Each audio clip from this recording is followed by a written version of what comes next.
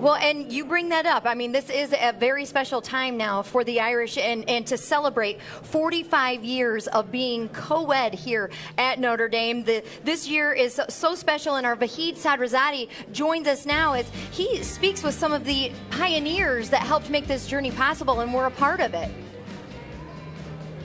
Yeah, that's right, Allison. One of those pioneers is known for the pursuit of greatness on this very court. But without Father Hesburgh and the courage of the freshman class of '72, those achievements would not be possible. I remember our first sellout. I walked in the arena, and it was a snowstorm, which is so unusual in January at South Bend. And one of the ushers said, "Hey, did you hear? It's a sellout." And my heart was just palpitating. I was so excited. The emotion and the building was so loud. A dream realized for a pioneer in women's basketball. When Muffet McGraw took over as the head coach at Notre Dame in 1987, she never imagined those sellouts were possible. I think it's so important for women to appreciate the pioneers that got us here. Pioneers like Jill Donnelly. 45 years ago, Donnelly was one of only 200 women to enroll at the university, a wish she had told her father about long ago. I remember telling him, I don't know how old I was, probably 8 years old. I said, I'm going to go to Notre Dame someday. And he said, look around here. There aren't any women that attend this school. You're not going to be going to Notre Dame. So I can thank Father Hesburgh for allowing my dream to come true. An all-male university, Notre Dame allowed women in the undergrad program for the first time in 1972. Living in South Bend, it was all over the news. There were actually advertisements that, is Notre Dame really a place for women? Look, my classmates coming in, I think, were thrilled that it was going to be coeducation.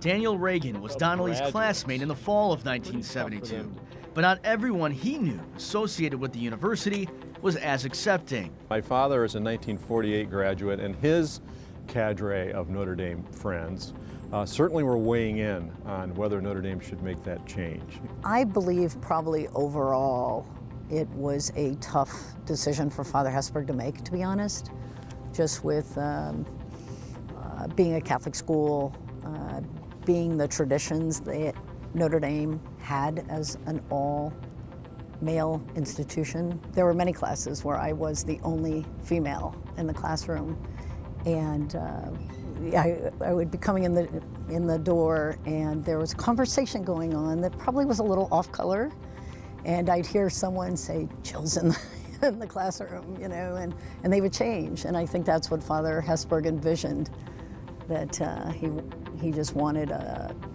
socially for men to behave a little different, I guess, and felt the presence of women would change that. And change is what it brought, an inclusion, not just in the classroom, but on the athletic playing field. We slowly but surely added sports, we added staff, we added to the budgets, we added scholarships. I mean, that was probably the biggest thing, was that over the course of, I guess maybe 20 years or so, we added to the point where every one of our 26 sports had the full complement of scholarships.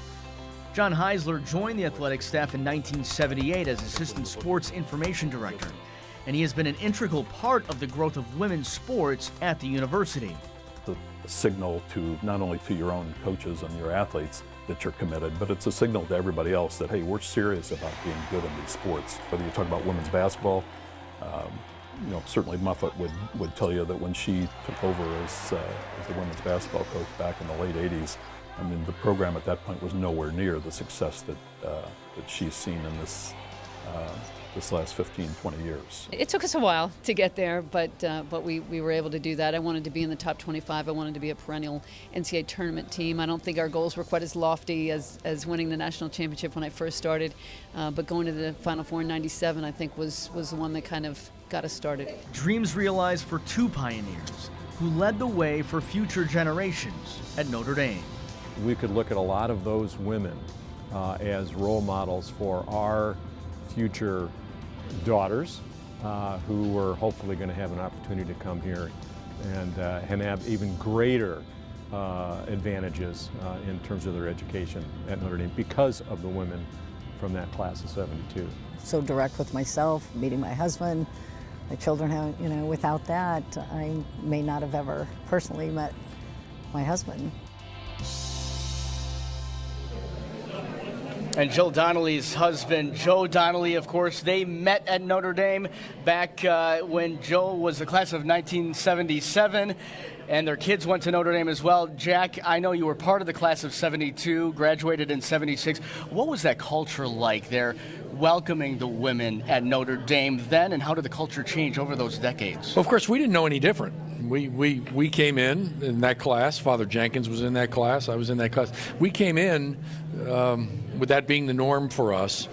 Now, there was obviously a difference in ratio and representation, and I always so admired the women in my class because everything was a first for them, and sometimes awkwardly so, I thought. You know, in some of the classes where the professors weren't quite where they should have been, and culturally, you'd hear them say, well, can we have a woman's perspective on this issue? You know, I was like, come on.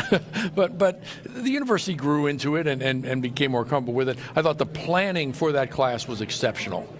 Everything from laundry to how the dorm worked to the school was so committed to making it work and making it feel good. Well, you know, because we love that picture of you so much, we're going to show that again. You're killing me. From his days here at Notre Dame on campus. We also have some other famous alums. You mentioned it, Father Jenkins. He was here while you were here, and we see him there. Look at him, just a young man. He was a handsome dude. Yes, and then we also have, of course, Rudy Rudiger, who has become famous for his movie. We'll have a special story on that movie coming up next week. And Jack, thank you so much for joining us and being here with us, and thank you, Vahid, for sharing this story. 45th anniversary of becoming co-ed here at Notre Dame. Great to be with you. Thanks for doing this. Thank you. And coming up next, I have an exclusive